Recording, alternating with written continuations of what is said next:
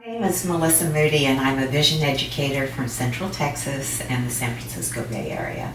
Thank you very much for your time. Look, I really appreciate it, Melissa. And look, I'd love to just start a little bit, just 1 or 2 minutes about your own story. You've got a fascinating story. Yes, my journey began in 1992 when I was completely run over by a truck. And it went over my entire body, up my spine, over my head, and crushed my face in the rocks. And I sustained over 100 fractures in my face. The only thing that was not damaged was my left eye orbit. And fortunately, it was on a limestone. Yeah. Sorry about that. Okay, you just need to do it. Do it over again. No, not the whole thing. Oh. Just when the phone rang or when from the truck part. Okay. So just from there, we can slice it. Okay. So you had your left eye. You were talking about how your left eye was okay. Right. Yeah. Fortunately, it was on limestone gravel, and so the rocks were different sizes, and there was a big rock that crushed my orbit, but it protected my eyeball. So I didn't go blind. I've had over 30 reconstructive surgeries. I had a diagnosed moderate to severe brain injury. Of course, I had vision issues and musculoskeletal, chronic pain. It's been quite a journey. They didn't know if I'd live or die, and I was disabled completely for over 10 years. Wow. And tell us about your eyesight component in that. Like, there's so much in there that we could talk about. I'm just curious with the eyesight. What was your eyesight at the end of all that originally, and where is it now? Yeah, at various times during the journey. I mean, at first this is fascinating. It gave me the first clue of what the body is capable of, what is possible with our vision. No one was interested because they were too busy trying to save my life. I had worn glasses. I had like 20/40, developing presbyopia, which is when you have to hold the print a little further away. I was 40 when I was run over, and they discovered I was going blind surreptitiously because I was out in the country, and when they could get me to a major hospital site, it had been 5 days. And they didn't know at that time the hospital was too small to be able to determine the extent of my injuries. So they found out that my optic nerve was so damaged I was going blind. And they gave me megadoses at the time of steroids, but what happened, it did reduce the inflammation. My vision went to crystal clear in both eyes. And that was a clue, wow, what happened? But no one was very interested. However, I had 2 images.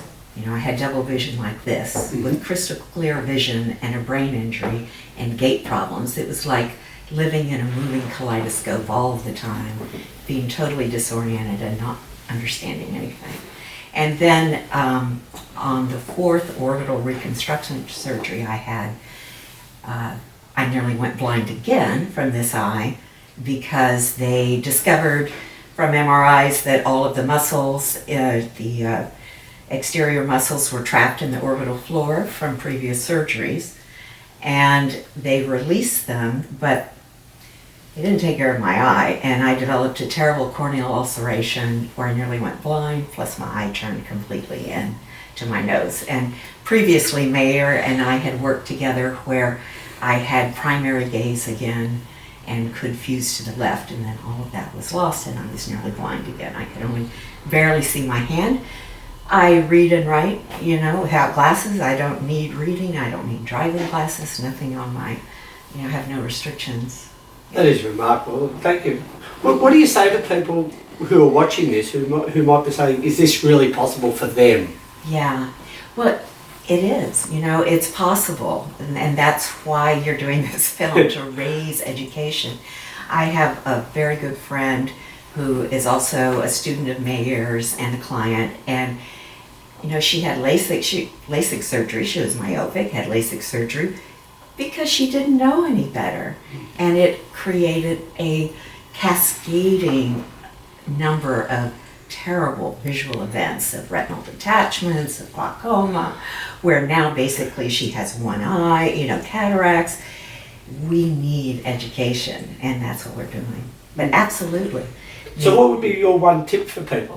What's your one tip when people say, what can I do? You know, is this real? Give me something to show me that it's real. What would be the one thing that you would suggest people start with? Well, I know there's a lot of good information in this documentary, and I agree with what Mayer said, because of there's so many factors in modern life that create stressors on the various mechanisms of our vision, that all have to function synchronistically to give us clear sight. And working on each one of these through the various exercises is critical. But we're so involved in near work and in not paying attention, I would say looking in the distance, and not only, expanding and stimulating your periphery to take the pressure off your central vision, but pay attention to what you look at. Look and really look for more, and you see more because you are supporting the function of the photoreceptor cells that govern clarity of sight, the cones in our macula. And I would say to pay attention to yourself. One of the greatest things I have learned in my journey, and it has been quite a journey, is that the body and our eyes is our friend. And we have messages. Our body speaks to us, and we need to learn to listen to the language. And there are various levels, there's the more physical level, and all of it can be impacted with so many tools and so many wonderful educators and raising public awareness, but ultimately we need to listen to ourselves. So there seems to be this relationship, doesn't there, between eyesight and emotion and emotional states. Oh, what do you see there? Very much, and not just with vision. I liked what Mayer said, because yes, the optic nerve is the second cranial nerve. Our vision is directly linked to our nervous system and our brain, and memories are ingrained in there. And there's so much we don't want to see, or it's difficult to see. And exploring those, never any blame, not about shame, always about understanding so we can let go. But true for the entire body. The last major reconstructive surgery I had was in 1999 and 2000. And over the years, people would say, "Oh, Melissa, your face is so much more symmetrical. You look so much better. You had another surgery." And I said, "No, it's all the inner work I've done." And I do Bates work and Mayer's work and craniosacral therapy and somatic work, which is connecting to that body-eye emotion connection so we can release it and just let go. So what have you learned personally on this journey? It's been a massive journey for you. So yes, it has. What is it that you've really, the core of what you've learned for yourself? Yeah, well, I'd say it's, listening to our body, listening to what's going on, realizing that that our body is just another manifestation of us. And I have very physical, interesting stories about that. But also about just, we don't need to hold on to anything. It's about being in the moment, being present, being grateful, connecting to nature, as Mayer says. But the flow is also connecting with each other. We're all connected. It's beautiful. I'm very grateful for everything I have learned in my journey, albeit it has been a challenging one.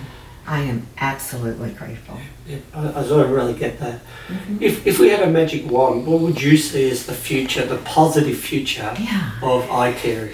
Well, I think actually that there is hope, because the grassroots movement, look at this. You're doing a documentary to let people know there are people all over the world, from Australia to Oregon, that are available to support you, that are on the same journey, that want to improve their vision.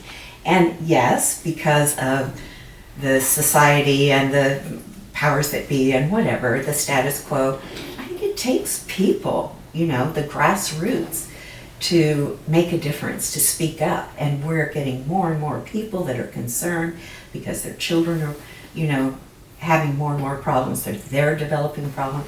I think there's great hope. I think people want to know, what can they do? And there's so much they can do.